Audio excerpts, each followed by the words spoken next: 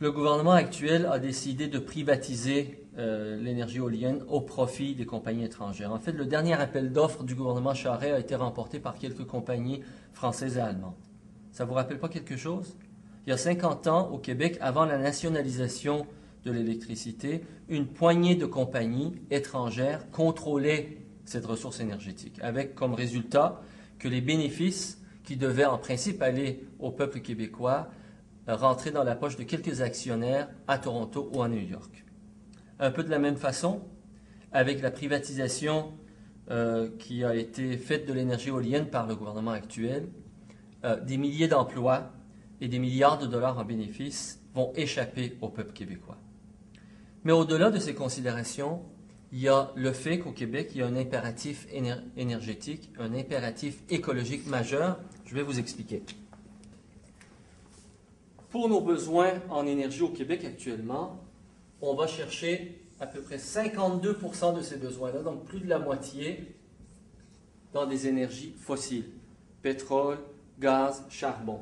Donc des sources d'énergie polluantes, des sources d'énergie qui menacent la planète à cause du réchauffement climatique. À côté de ça, l'éolienne, c'est à peine un petit point que j'exagère ici, qui représente en fait 0,01% pour ce qui est de l'énergie éolienne.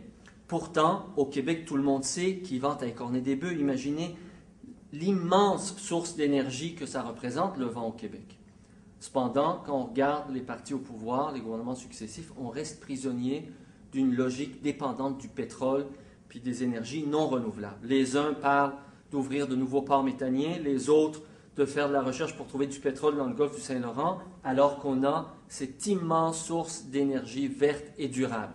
Cette dépendance au pétrole puis à l'énergie fossile polluante n'est pas digne d'un Québec qui se veut écologique. C'est pour cette raison que Québec solidaire propose la création d'une entreprise d'État, Éole Québec, qui, conjointement avec les communautés locales et non pas des multinationales étrangères, produit et distribue l'énergie éolienne à travers l'ensemble du territoire.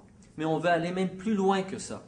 On voudrait investir massivement dans toutes les énergies renouvelables, que ce soit l'éolienne, que ce soit le solaire, la géothermie ou le biomasse, parce que le Québec d'aujourd'hui a besoin d'être à l'avant-garde de l'innovation pour la production d'une énergie propre, durable, renouvelable. Voici, mes chers amis, en quelques mots, quelques exemples de ce que pourrait être un Québec écologique.